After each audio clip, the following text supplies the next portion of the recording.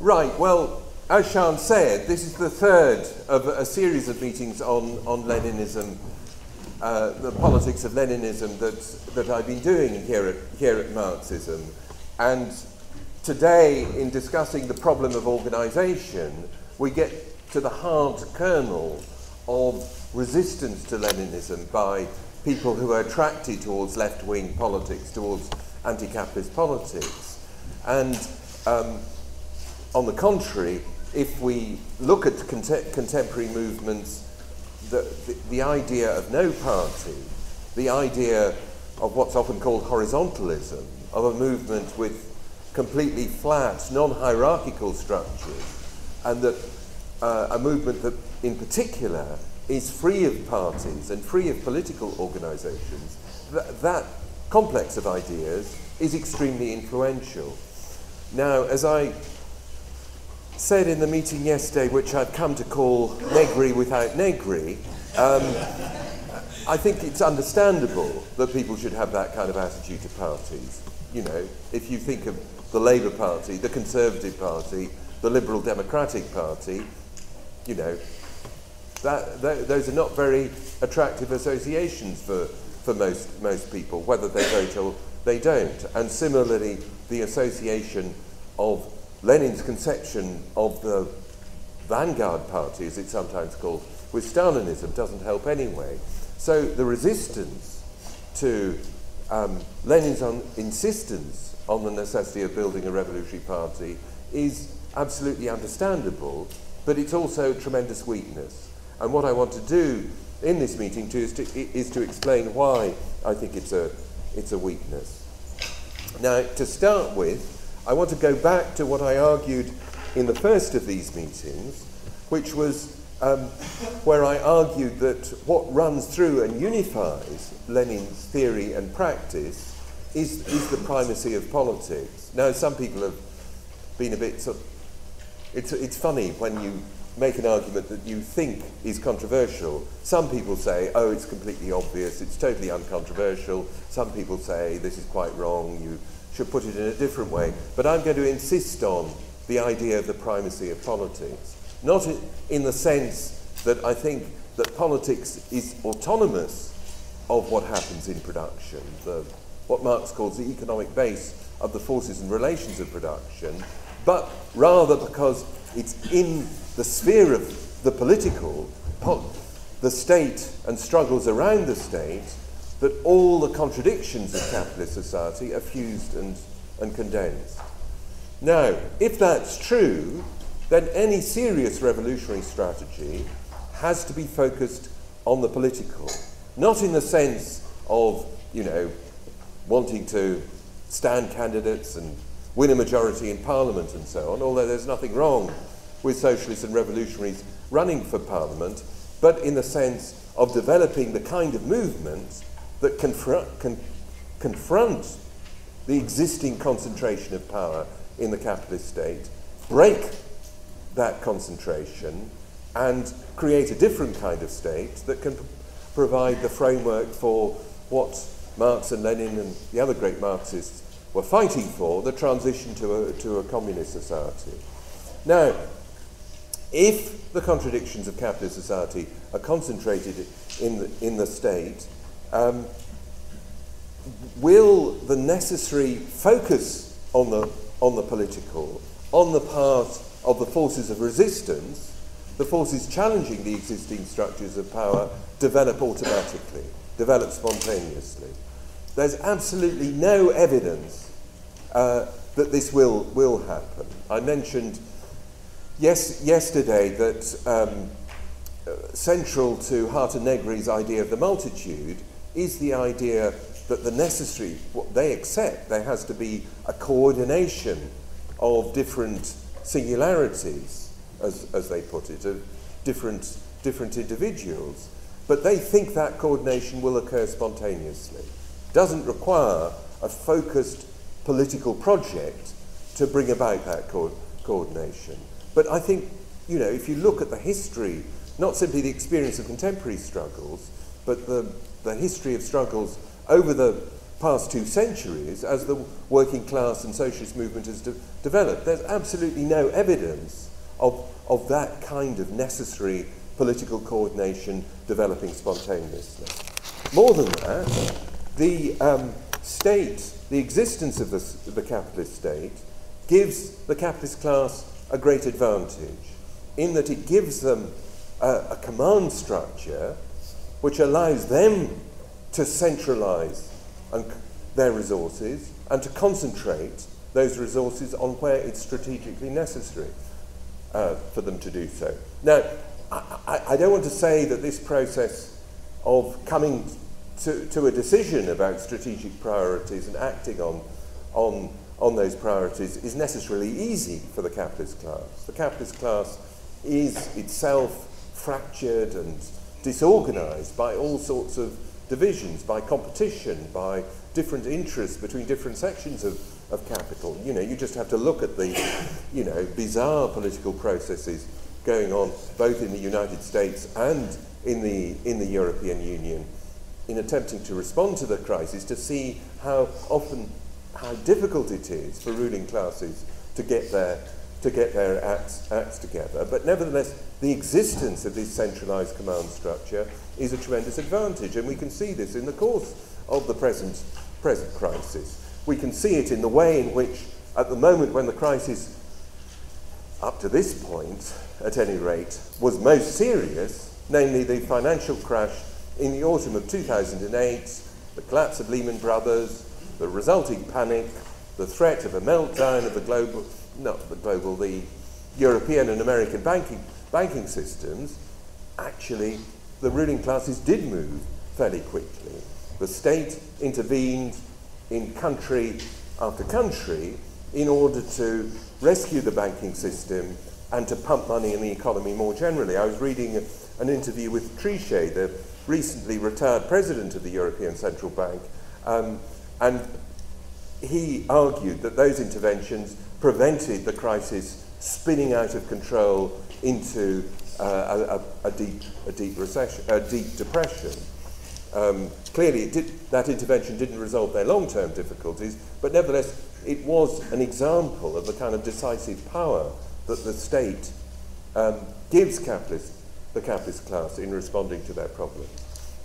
And sometimes, as in the case of 2008, they're able to do that, coordinate that response across international borders. And if you look at how if you look at how the capitalist classes and their states dealt with Occupy, you can see that as well. Initially, they were thrown into confusion, they were on the back foot, and so on and so forth. But then, if you look at the course of last winter, you see the way in which, and I think this was coordinated not simply on a national basis, but on an international basis, in city after city, starting decisively with the most important case, that of the occupation in Zuccotti Park. The police moves in, highly militarized operations to clear the occupations out, and thereby drastically weaken the movement. Now, the question then for revolutionary socialists who recognize the necessity for some kind of political organization is, how can we match that kind of centralized response, that concentration of resources, decision-making power about strategic priorities that the capitalist class has. And it's not a simple problem for us, because with the capitalists, democracy isn't an issue.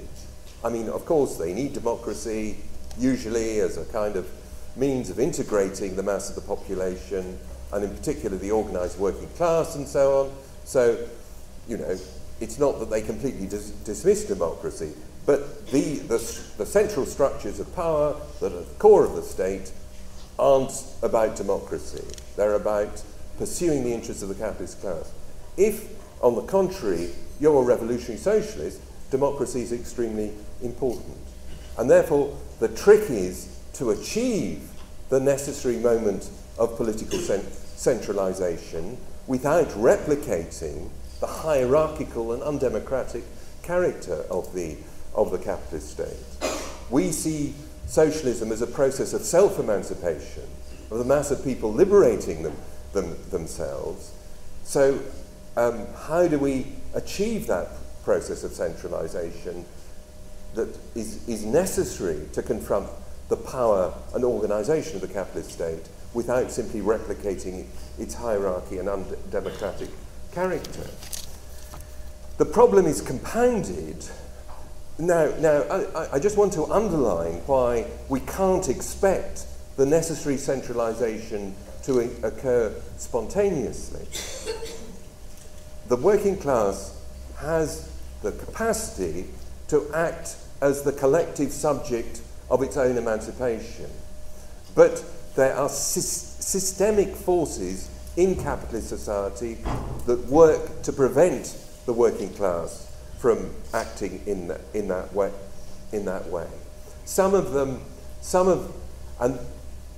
And Marx and other great Marxists identify the most important of those mechanisms. Marx talks about what he calls commodity fetishism. In other words, the way in which the fact that capitalism operates through the market, through the exchange of goods and services, tends both to mystify the nature of capitalism, to encourage us to see capitalism as something natural, but also to fragment our consciousness and to make it difficult for us to understand the workings of capitalism as a whole. And this is something that the great Marxist philosopher Georg Lukács talks a lot about in his great work, History and Class Consciousness. There's also the more straightforward working of ruling class ideology that Marx, for example, talks about in the Communist Manifesto and the German ideology, the way in which a certain set, the way in which the main institutions of capitalist society are organized to privilege a certain set of ideas and to subordinate any and marginalize any ideas that challenge them. Antonio Gramsci, in his analysis of hegemony in his prison notebooks, shows in great depth the way in which ruling class ideology works, partly by incorporating elements of ideas that correspond to the interests of what Gramsci calls the subaltern classes, the classes that are subject to the exploitative power of the ruling class. They are incorporated in a subordinate way in the dominant ideology in order to allow that ideology to operate more effectively. Now, so, and very often the success of the ruling ideology doesn't take the form simply of the mass of workers accepting the ideas of the ruling class fully. I mean, if you look at a society like Britain, I don't think it's true that the mass of working class people have simply signed up to the whole ideology of neoliberalism. The extent of support that there is for the National Health Service is an illustration that they don't, because the way in which the basis on which the NHS operates is fundamentally antithetical to the whole ideology of neoliberalism. The fact that healthcare is provided on the basis of need, not because of the amount of money you have or the insurance you've taken out or anything like that. So the ideas of, so workers don't simply accept the dominant ideology, but as Gramsci shows very well, the ideas in people's heads that challenge the ruling ideology are often quite fragmented and incoherent, coexisting with quite progressive ideas, coexisting often with very reactionary, nationalist and racist ideas. So that there's no automatic process that will transform the working class into a coherent, self-conscious, revolutionary collective subject. It's necessary for revolutionaries to intervene in an organized way to contribute to the process to this process of forming a collective revolutionary subject, and to do so in a way that doesn't, as I've already said, involve the revolutionaries substituting themselves for the working class. Now, one way in which this is expressed in the Marxist tradition is in the idea that the revolutionary party, the revolutionary organisation that seeks to challenge the effects of ruling class ideology and to provide this necessary moment of political centralisation, is simply a part of the working class. It's not an organisation that claims to speak for the working class or to be above the working class. It's simply one particular part of the working class. And you can find this already in the Communist Manifesto, where Marx and Engels write, communists, practically the most advanced and resolute section of the working class parties of every country, theoretically they have over the great mass of the proletariat the great advantage of clearly understanding the line of march, the conditions and the ultimate results of the proletarian movement.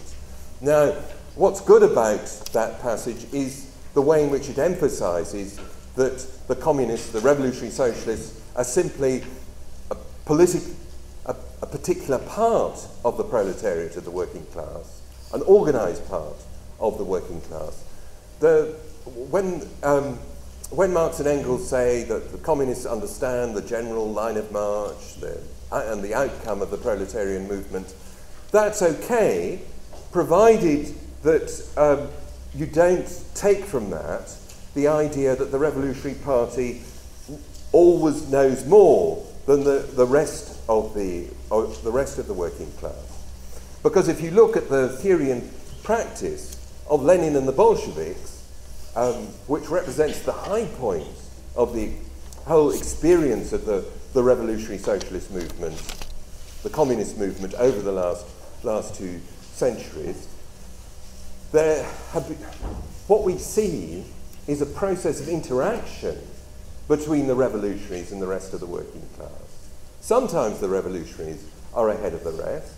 I mean, in the sense, I think this is particularly true in situations where the level of class struggle is very low, where the workers' movement has suffered defeats, where the workers' movement is fragmented and demoralised. And in that kind of situation, it's often the case that revolutionaries become a receptacle for the most advanced consciousness of workers, preserving that consciousness in unfavourable conditions. When the struggle really moves ahead, when workers have the confidence to fight on a growing scale, then you can find the revolutionaries lagging behind the mass of workers.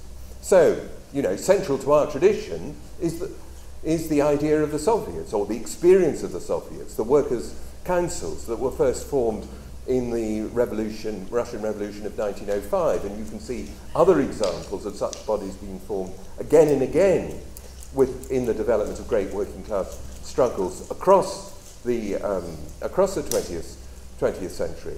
Did the Bolshevik Party form the Soviets? Absolutely not. The Soviets started as a strike committee for print workers in St. Petersburg, in the capital of Russia, in the course of the 1905 revolution, and as the struggle advanced, particularly when the workers launched an indefinite general strike, a bit better even than the Greeks, not even these, mere 2-day strikes that the Greeks have every other month, but an indefinite general strike with a real insurrectionary edge to it. As the workers' movement developed in that way, you see the spread of the Soviet as the way in which the workers sought to unify their struggle, to fight not just as a particular section of workers, but to fight as a class as a whole. That was a product of the workers' movement in general. The Bolshevik Party was initially quite dubious about whether the Soviets were a good idea, because they seemed to imply that the party was less important as a representative of the working class movement than the Soviets were. And it took an argument in which Lenin played an important role to get the Bolshevik Party to recognise that actually the highest form of class organisation was represented by the Soviets, and that the Bolsheviks had to make themselves part of the Soviets and fight to, not just to strengthen them, but to orient them on organising an insurrection. So this is an example of the way in which revolutionaries can lag behind workers. Now, so what we're talking about is a process of interaction between the revolutionary organisation and workers in motion. Now you can say, why should we have a revolutionary party? Why is it so important? If at such a crucial moment, the revolutionary party got it wrong, the Bolsheviks got it wrong. The answer is that we're not advocating a revolutionary party as an all-seeing, all-knowing, omniscient, omnipotent organ that is somehow above the struggle. Rather, we're talking about a party that is intimately involved in the struggle and provides the moment of political centralisation that the struggles won't of themselves produce. Even when you have the Soviets, even when the workers create the Soviets themselves, there's the question of what the Soviets are going to do. Are they just glorified strike committees? Are they kind of sectional representatives of workers' interests? Or are they the beginning of a different kind of political power, the basis of a new kind of state? To decide that question requires a political struggle. And once the penny dropped with the Bolsheviks, particularly, of course, in 1917, then they fought for an understanding of the Soviets not as something sectional, not as merely a vehicle for workers' economic interests, but as the basis of a new kind of state that needed to take power. But as that example illustrates, the role of the Revolutionary Party is an enabling role. What the Bolsheviks fought for in 1917 was for the Soviets to take power, not for the Bolsheviks to take power. I don't have time to talk about the whole history of the development of Stalinism after the October Revolution, but the necessary condition for the decline of the new Soviet Republic was precisely the weakening of the Soviets, because the Soviets were the organizational and political focus of the revolution, and what the Bolsheviks did was precisely about the Soviets taking power. The other, just a couple of other things about the Revolutionary Party. I've been emphasizing the role of the Revolutionary Party in providing an answer to the problem of how to make the kind of politics that is necessary to overthrow capitalism. But it's also true that the Revolutionary Party provides an answer to the problem of theory and practice. One of the defining features of Marxism is an insistence on the unity of theory and practice. Marx, in the thesis on Feuerbach, theory isn't about a passive contemplation of the world, it's about the active intervention in the process of transforming the world. And therefore, any Marxist is constantly faced with the question, you may be able to talk a good fight, but what's the relationship between your grand theoretical analysis and what's happening in the real fights in the world today? I took part in a meeting yesterday where people got up and said, okay, that's fine, we've got to critique Tony Negri, particularly easy to make when he's not there. Although it would have been, I'd loved it if he'd been there. But, you know, what does this mean in practice? What should we be doing, and so on and so forth? That's always an absolutely legitimate question to Marxists. The general answer to the problem of the relationship between theory and practice is provided by the Revolutionary Party. Lukács, who I have already mentioned, argues this very well in History and Class Consciousness. He argues that organisation is the mediating link between between theory and practice, because the revolutionary organisation provides a place where we don't just do stuff, we don't just intervene in demonstrations, help to organise picket lines, help to mobilise against the EDL and so on and so forth. We don't just engage in practice, but we critically reflect on that practice. We look at that practice and we ask ourselves, how well have we done? How successful have the movements that we've been engaging in and so on? And that reflection isn't like, sort of managerial accounting, all these ghastly exercises that anyone at work these days experiences where, the workers are drawn into ridiculous processes of fake consultation and so on and so forth. This reflection is informed by Marxist theory. But the other side to that is that because Marxist theory is systematically related to practice through an organisation, the theory is tested.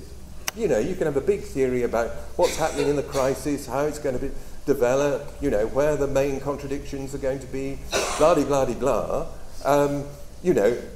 If you're just operating at the level of practice, a level of theory, how are those ideas tested? I mean, we hear a lot of, this is one of my slight obsessions, there are lots of people who will give a magnificent lecture on the centrality of Syriza to the crisis in Greece and how we have to all rally behind Syriza, and anyone who doesn't rally behind Syriza is a completely hopeless has-been.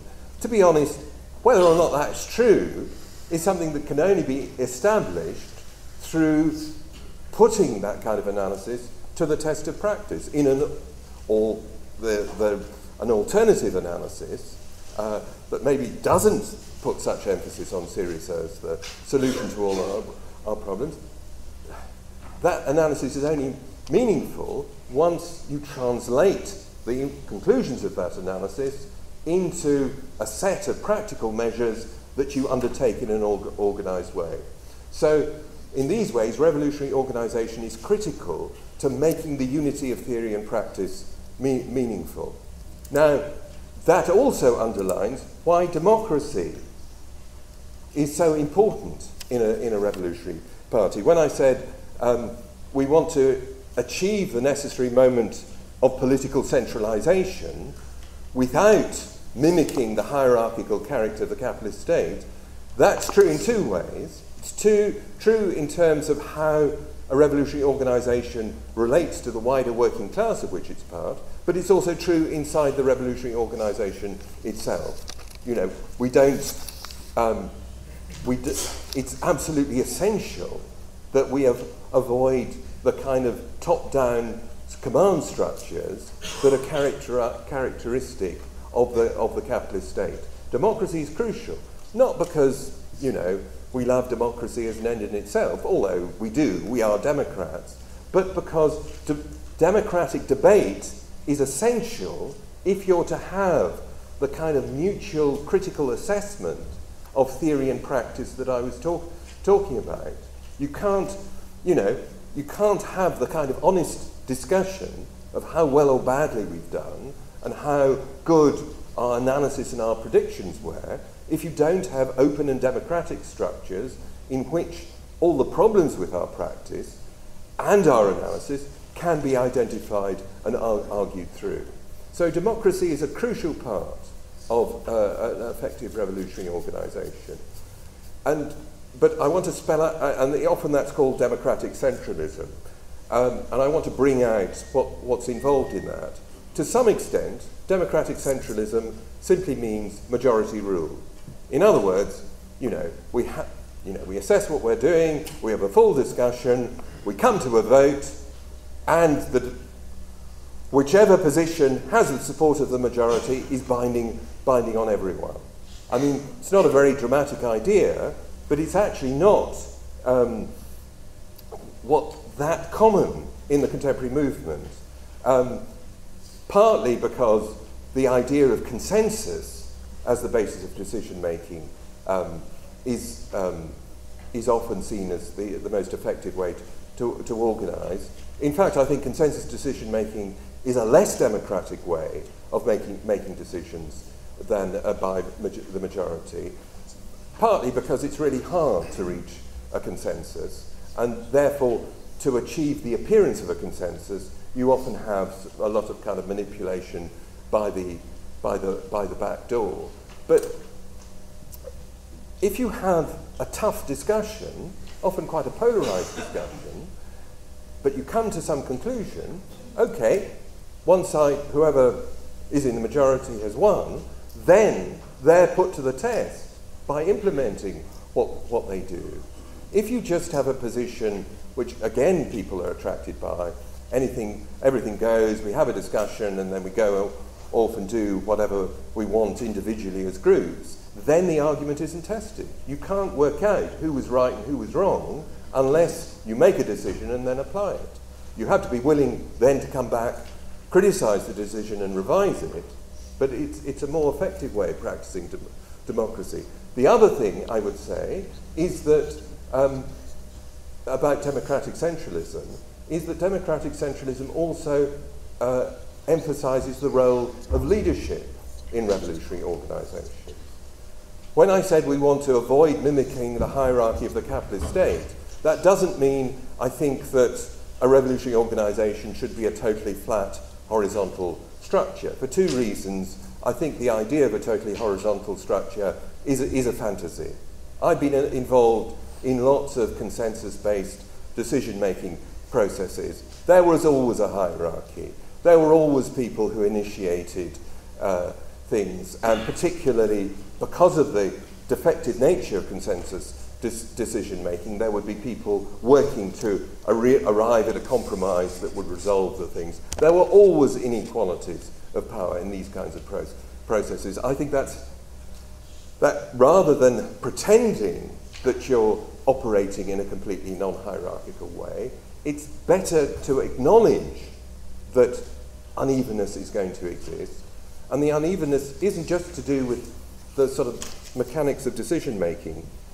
Okay, I'm getting into trouble with the chair, and this is an illustration of the hierarchy within the revolutionary organisation. Sean is the boss, so I'm going to have a little rebellion because I want to finish my point, and Sean will deal with me after the meeting.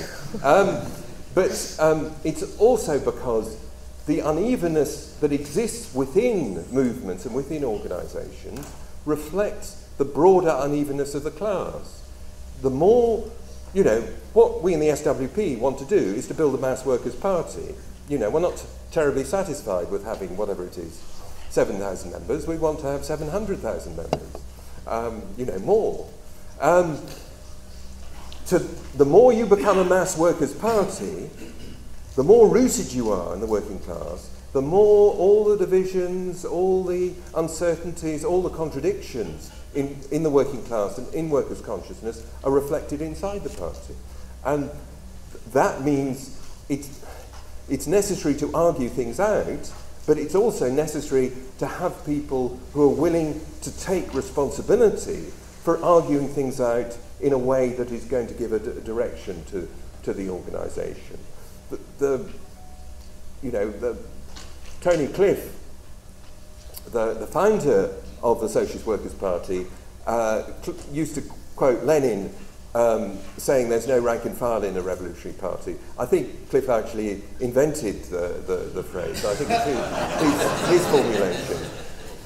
But I think it's a good formulation. A revolutionary party should be a party of leaders. In other words, it should consist of people who are leading in the struggle. But precisely to the extent it's a party of leaders rooted in the struggle, you can easily have a cacophony within. And the democratic processes of the party and the role of leadership within the party is to arrive at a resolution of that cacophony that can allow us to intervene and test our ideas in the struggle, all the other things that I was talking about. One conclusion that should come from what I've been trying to say is actually achieving a healthy revolutionary party that does all the things I'm saying is quite difficult. there's quite a delicate balance between all the things I've been trying to describe. It's not, you know, if you achieve a degree of success, it's an enormous mistake to sit back and think, oh well, now we're doing okay. I know from personal experience, things can suddenly go really badly wrong, and it's a constant fight to achieve the necessary balance that I've been trying to describe. A healthy, effective revolutionary organisation is always a work in progress and something that you really have to fight to achieve and to sustain. Nevertheless, the effort is worthwhile, because without revolutionary organisations, I won't say like the SWP, much better than the SWP, much bigger, much more rooted in workers' struggles, much more creative, much more intelligent. Without those kinds of parties, we won't be able to get rid of capitalism. Yeah, I've got a question. Like Alex Callinicos, I have a fair amount of experience of working in movements and networks which don't use our form of organisation. My question is this. I entirely agree that organisation is always a problem for revolutionaries, but for everyone who's involved in trying to change society. And as Alex said, it's because organisation is what mediates between theory and practice, and therefore the organisation is having to change, to evolve, to optimise itself, to intervene in the best possible way. And so it can never be a static form of organisation. I don't want this argument to get bogged down into the issue of decision-making process, but I think it is an important issue.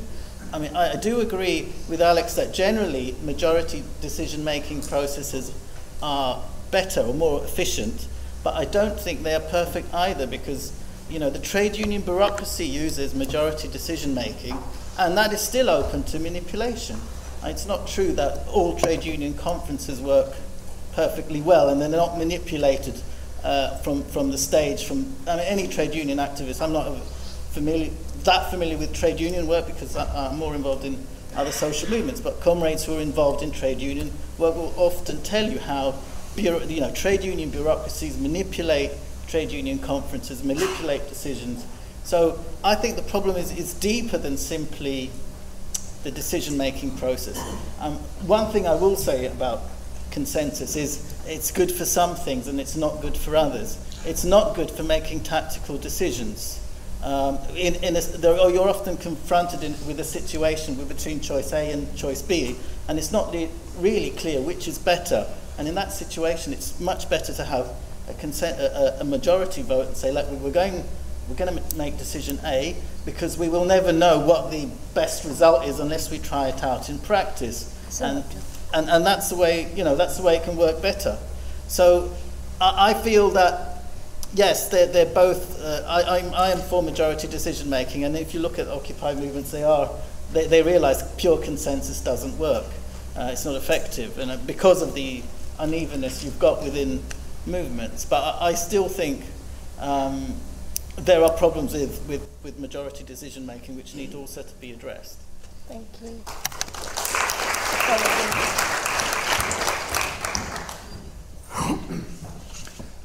I'm Peter Manson from the CPGB and the Weekly Worker. First of all, I'd like to congratulate Alec on a really excellent presentation. I agree with just about everything in it. But I'm really concerned about how much that complies with the SWP's understanding of democracy, the way it's organised at the moment. Because, I'm in a different organisation. I think we should all be in the same organisation. But at the moment, I don't think it's possible because, A, I don't think you'd have me, and B, would I have the freedom to be able to put forward my point of view while still complying with party actions? I don't think I would, because at the moment within the SWP, you cannot publish openly or speak openly, can you? Except under certain very precise conditions. I think you should be able to do that unless it doesn't conflict with an action or interfere with an action. I also don't think it's a good idea to prevent people getting together outside the very narrow 3-month pre-party period before a pre-conference period. I think, you know, what you say, we're not for permanent factions, but factions in effect is just me picking up a phone to someone on the other side of the country. What's your view of the forthcoming conference or the forthcoming action? Why can't we talk about it together and formulate our perhaps a criticism, perhaps a justified criticism of the leadership? I think unless you grapple with that on the necessary for permanent factions, it's not a desirable thing, but it's a necessity to have the debate out in the open. And secondly, the necessity to be able to speak and publish openly. Then you've got a problem with putting into practice what Alec has just said now, and that is getting the balance right between democracy and centralism. Thanks. Where's that person that just had their hand up?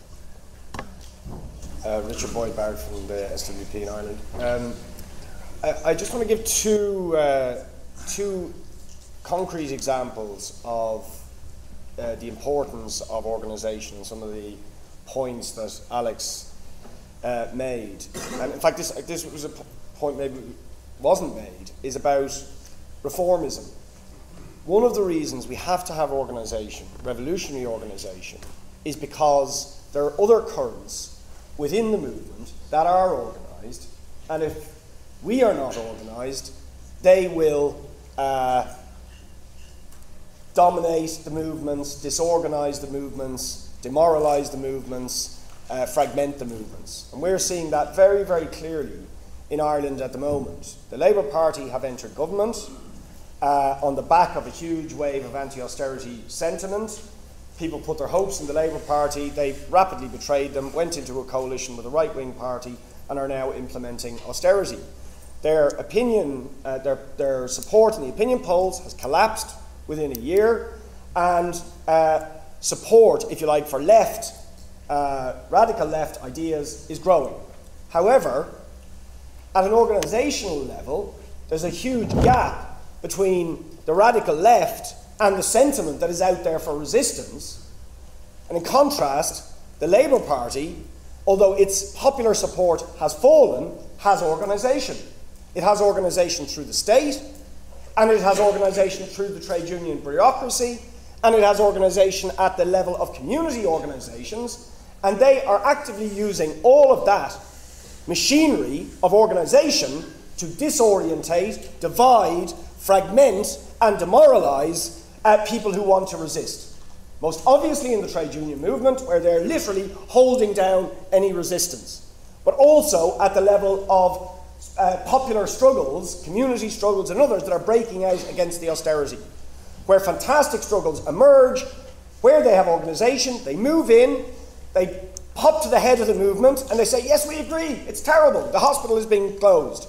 They get because they have organisation, they get at the head of the committee and then they demoralise the movement through various foul manoeuvres and ensure that it doesn't link up with a more general resistance to austerity. How do you combat that? You have to have organisation, you have to have people. That's why we're constantly saying, join. It's not because we want lots of sub-money off you. It's because we actually need the people in place, in the trade unions, in the community organisations, in the villages, who will stand up to these charlatans when they come into the movement, pretending to be its friend, but actually with the intent to demoralise and divide it. The last point I was just going to make was about consensus. The United Left Alliance, which was a coming together of various left currents, radical left currents, which made an electoral breakthrough in Ireland, very significant, came together on the basis of consensus. That was the only basis on which we could pull it together. It was useful. However, it has become paralysed now by consensus. In a situation where people are beginning to struggle, resistance is beginning to break out, the United Left Alliance on almost any practical issue of struggle can't agree. They can't agree. And so we are arguing we must democratise the United Left Alliance. There's people joining it, but they have no say in the organisation because it's based on the consensus necessary between the different factions that make it up. And they can't agree. And they say, no, we can't have democracy because that would mean the domination of one faction over another. But in actuality, it means that ordinary people join and they say, we have no say, we have no influence, and this alliance, which people had put so much hope into, is paralysed in terms of practical struggle. And so what we're saying is, okay, we'll stay part of this, because we don't want to abandon this project, but we're building a current within it, the people before profit current, which is democratic, which allows people to join, whoever they are, whatever background, but it will take democratic decisions about how it intervenes in the struggle, because in fact if we don't have that, the whole radical left project could collapse or be paralysed.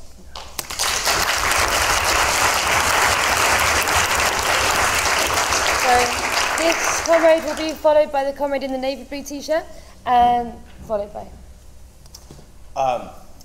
One of the first political books I read as a teenager, sort of grasping for perspective, was Multitude by Hart and Negri. And I really liked it because it had some pretty cool big words, it had some pretty cool imagery. Growing up in a small town in Wisconsin, it seemed pretty radical, and I really liked it. I think I bought Empire too. I don't think I ever finished Empire, but you know, this was some of the first books that inspired my political activity, and I spent 3 or 4 years. I was in the Green Party for a while. I campaigned for John Kerry, and the whole time I was still reading Hart and Negri because you know, there weren't any real conclusions with which I had to reconcile, and I could justify any sort of political direction based on this, you know, frankly, very cool-sounding book. And I still think it's a cool-sounding book. I just don't. I don't take it as seriously anymore. And I think that that is a larger problem with the development of sort of autonomous theories of organization, is that they sound really cool, but that they are very detached from the actual political reality. And I have some friends at university where I live now in Germany who are very big fans of David Graeber. And whenever we argue about strategy, I'm arguing about strategy and they're arguing about David Graeber's prose, which is very pretty but does not correspond to any historical or material reality. And I think that's a big difficulty that we have right now, is that these ideas are very popular based on the fact that they're written very well, but they don't necessarily draw any historical lessons and provide us a direction for the future.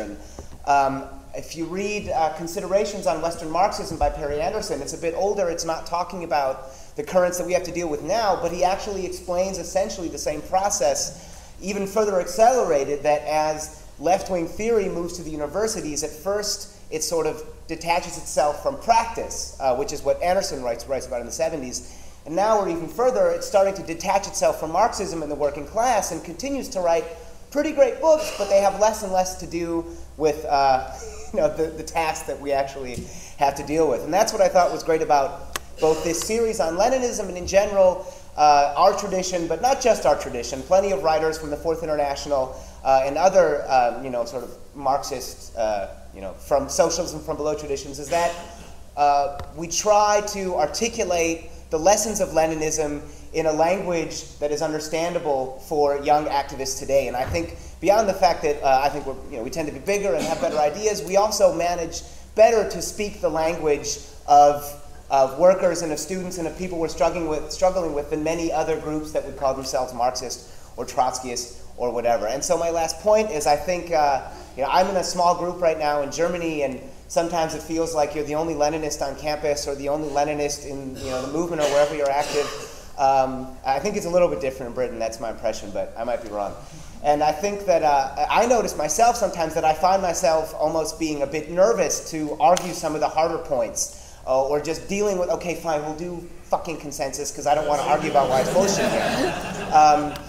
I don't think we should soften up, if you will. And more importantly, I think that I recently read an article by David Graeber called Kamikaze Capitalism, and where it talks about, you know, basically some stunt that was pulled in London. And for him, that was the big action.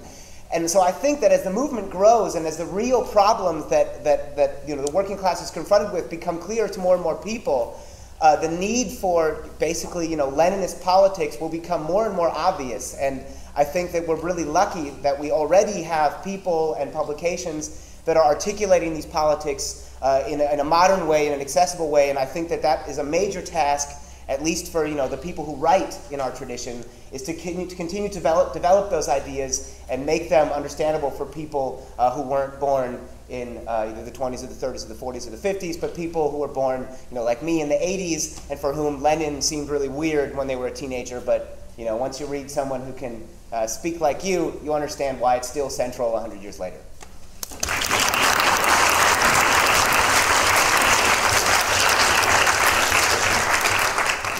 Yeah, one of the reasons why it's easier for trade union leaderships to manipulate the whole idea of majority rule at conferences and so on is that the trade union leadership rely for their very being on the passivity of the working class.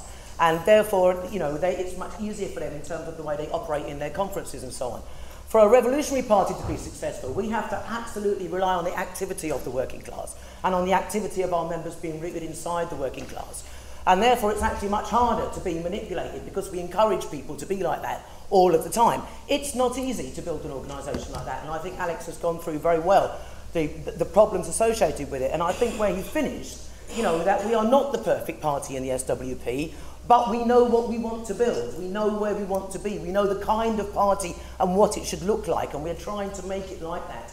And we need to have more people in the party rooted in the workplace, debating and arguing and all the rest of it. Now, having said that, there's a good reason and a bad reason not to join the SWP, okay? A good reason is if you don't agree with our politics.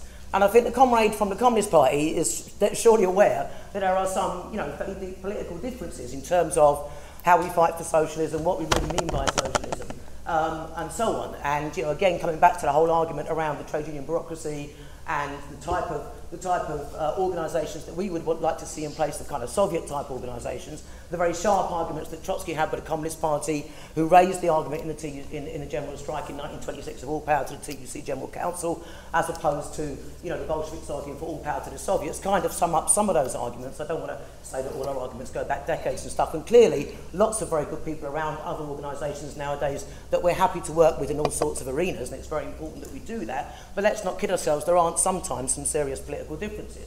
And if you don't agree with us in what we say about Leninism versus Stalinism, the need for a revolutionary overthrow of society, there's no parliamentary road to socialism, if you don't agree with that, then don't join. But if you agree with that, a bad reason to not join is to think that you can't argue and say what you like inside the party. I'm sorry. I've been a member of the party for over 30 years. I've been a member of the party for over 30 years, and I remember when I joined, I didn't know very much, to be honest. I hated the Labour Party, I hated the Tories. I wanted to fight the Tories but not be in the Labour Party, and someone came along and recruited me to the party. And I learned through testing the arguments of the party, and I said to myself, as soon as I find out something I don't like, I'll leave, and I'm still here 30 years later.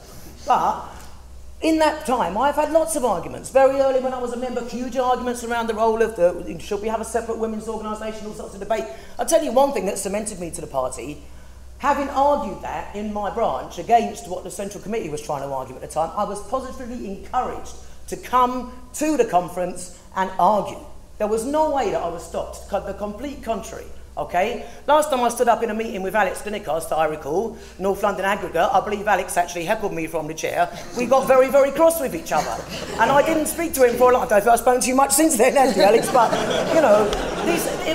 these are important arguments. If we can't argue, if we're trying to build a party that is about seriously changing the world, we need to encourage people to be active. They will get involved in arguments. They will get involved in disagreements. Now there's arguments about, we want to, over the whole pension strike, it's very, very difficult. We've got the left-wing bureaucrats, we want to try and encourage all the action that they're doing, but at the same time, how do we differentiate ourselves from that, and at the same time try and build a revolutionary independent rank and file? It's very hard. We get pulled left, right, centre. If we don't argue and debate these things, I had a fierce argument about this at the last teachers' fractions. Don't believe we don't argue inside the party. Don't believe you can't get up and say whatever you like, whenever you like. Do it. Join us and do it. And if something happens that fundamentally makes you think that's wrong, comrades, you can leave. But I don't believe you will.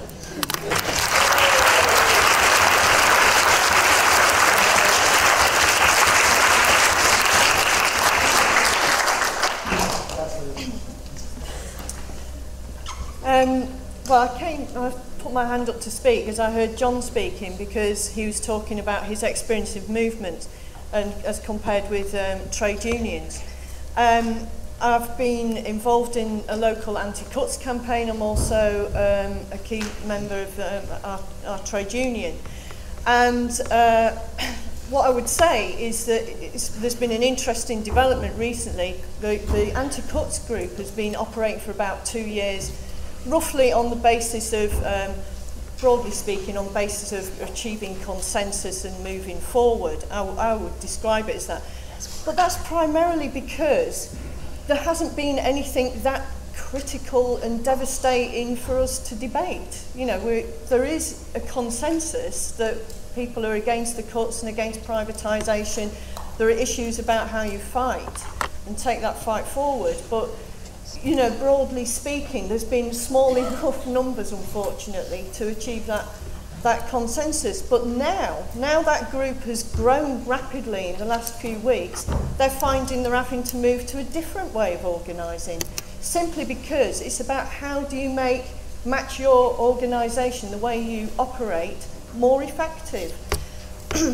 And in terms of trade unionism and democratic centralism, I'm not quite sure. Yes, it is true we take votes and you hope that the majority of your members put that into action, even if they disagree. But the reality is, it's not a political organisation. In a trade union, you've got people with all kinds of views. And unfortunately, because of the history of the last few years or so, there has been, you encounter all the time colleagues who say, well, I didn't vote for it, so I don't have to do it then, do I?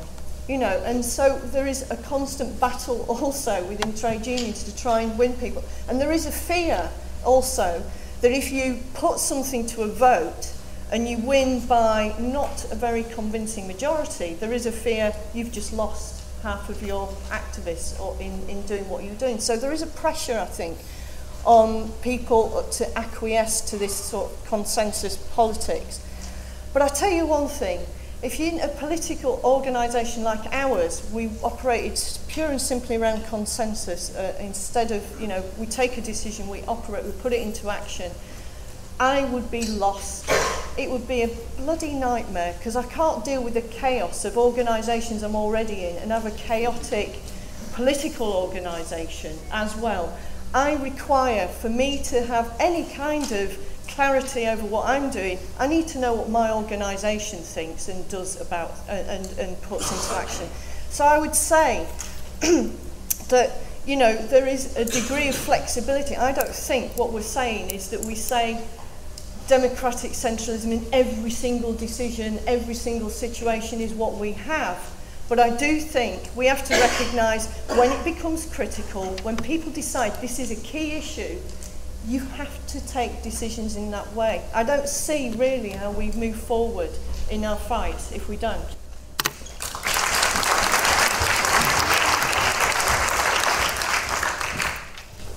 I remember when I first joined the IS at the time, it was in 1971, 1972, and I got introduced to an old guy.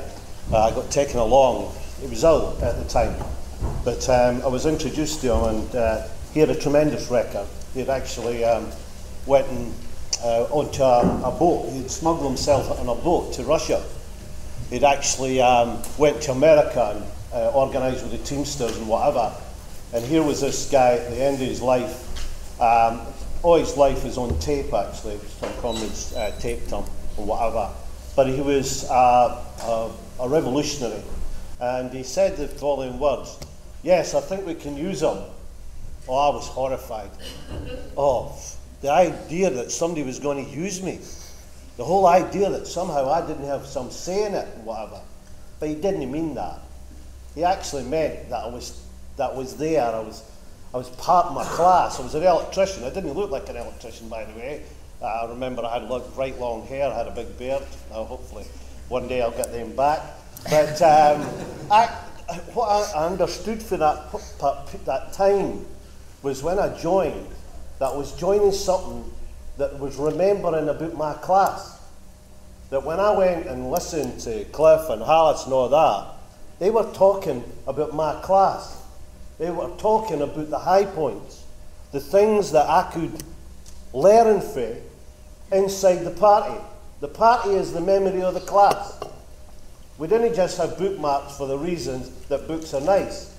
We didn't talk about the time that I won £5 as a wage rise. That was a tremendous point for me. But actually in class struggle, that was peanuts.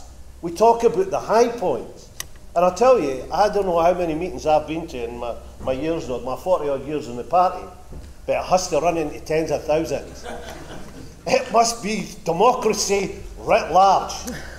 Every week I go to my branch. Actually, I remember about Occupy.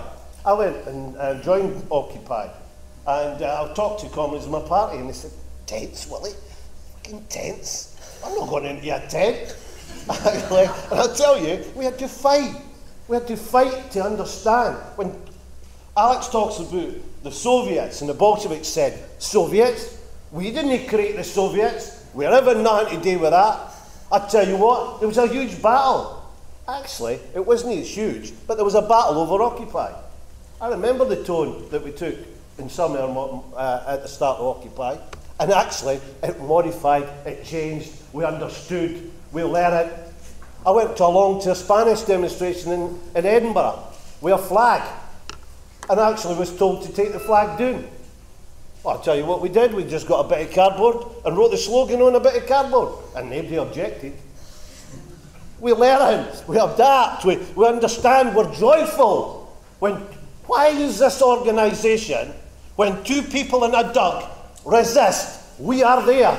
We are so fast at trying to get there. Okay, we're slow at other things. But actually, why is that? Why do we have a weekly paper? Why do we have debates and arguments? I didn't phone Alex, right, up every week. And actually, I've never phoned him in 40 years. That's personal, but that's the issue. He usually finds that if an oppositional document comes out, my name's somewhere on it, right? But that's because the challenge is that we are a party that people have to decide every hour and every day and every week. And we do not rely on the Central Committee for every aspect of our fight back. We use our instinct, we use our training, we use our development, we use our brain. Lenin's dead. We're the fucking Leninists, right? Therefore, we have to learn and oh, shut up.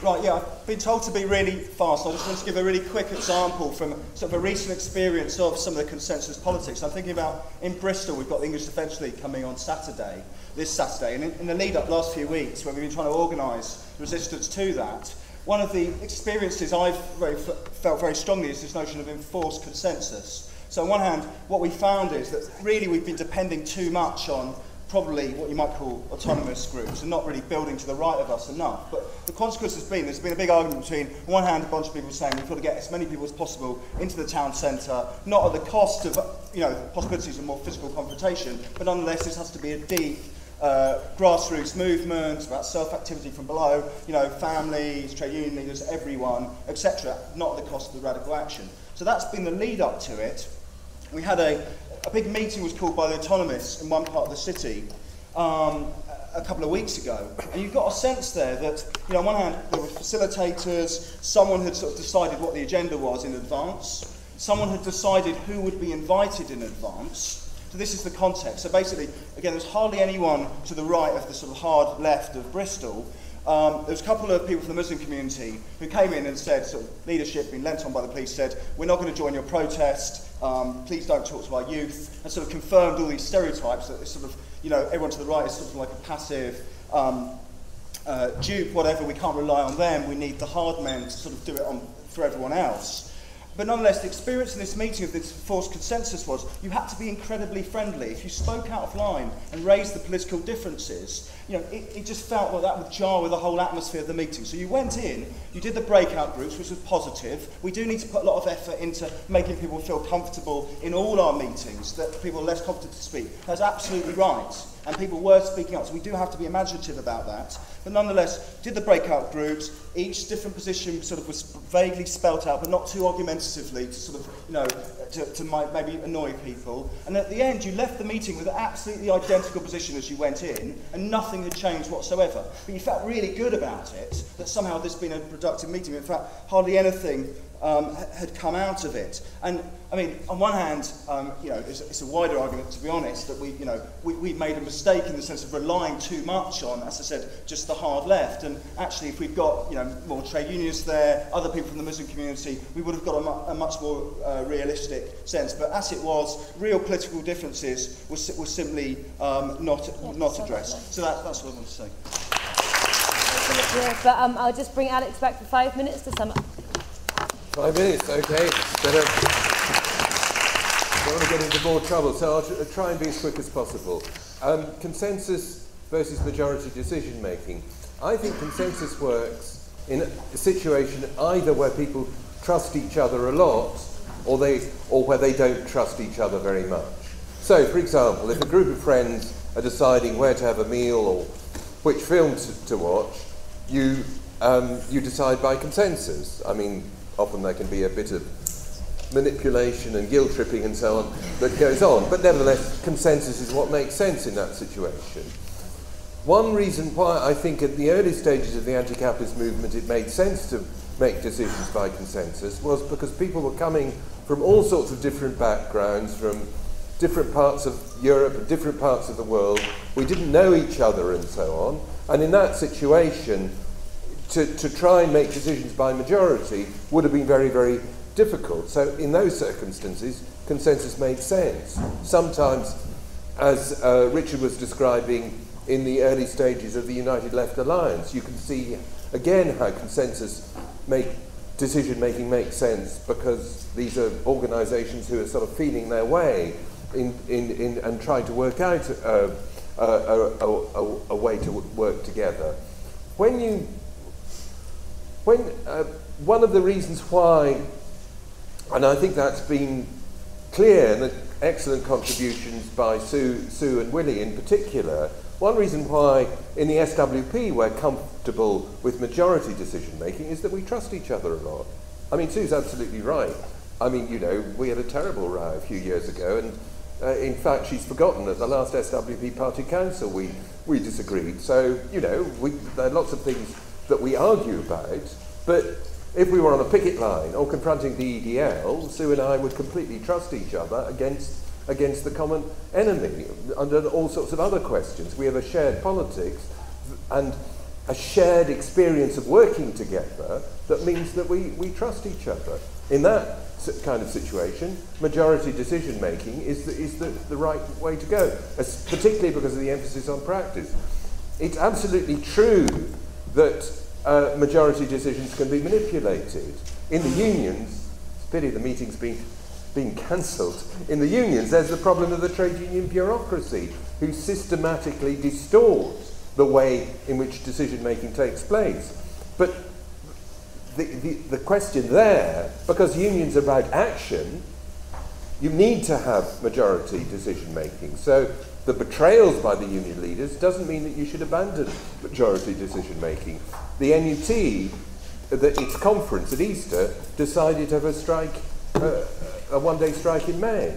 The national executive called that strike off. Now, in that situation, the executive has violated the democracy of the union. You don't say, oh, that shows that majority decision-making is bad. You say, bastards, you've betrayed our democracy, and try to hold them to account. Just the final point, I mean, comrades have made it very, very clear that there's a very lively democracy inside the SWP. We quarrel all the time, we argue all the time. You know, go to the bars, you'll find comrades arguing about this, that and the other. Big and small, you know, that's part of our life as an organisation. But we have an understanding that the argument is oriented to actually achieving things. I don't agree with permanent factions.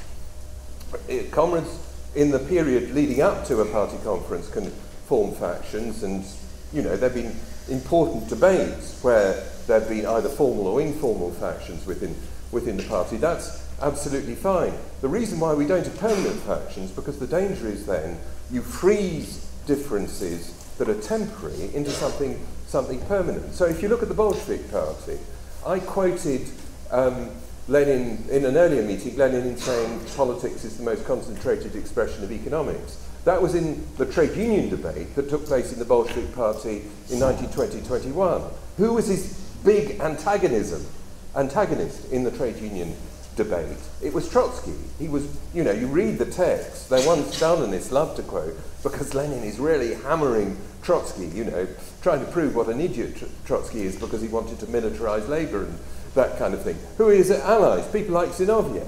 So, you know, does that mean that Lenin should have been in a faction with Zinoviev against Trotsky on a permanent basis? Absolutely not. Within a few months, you have a huge crisis in the Communist International where Zinoviev is presiding over disastrous ultra-left policy. Who are the people who lead the fight against Zinoviev's policy? Lenin and Trotsky. The history of the Bolshevik Party is of intense debates that are sometimes absolute matters of life and death, where the divisions are mobile. You can't say consistently that these people are always on the same side. People are shifting positions depending upon the different issue. That's a sign of the fact, contrary to the bourgeois caricatures, of the extent to which the Bolshevik Party was a living democratic organisation. That's the kind of living democracy that we want to have in the SWP as well. The final point I want to say is that, as I said in my introduction, the democracy of a revolutionary party isn't an end in itself. It's a means through which we more effectively intervene in the working class and help to build the movements and struggles of workers and other oppressed sections of society. That's the way in which you need to judge how effective our democracy in the SWP is, or the democracy of the Bolshevik Party was, and so on. But I think, as comrades have said, you know, we've got a good record that we can be proud of. We think we're playing a necessary part in the struggle. That democracy contributes towards it. And I'd repeat what Sue said. You know, if you agree with us, really you should join us. And, you know, you'll find, as Sue was saying, with all the ups and downs, it's good being an organised revolutionary. Come and share the experience.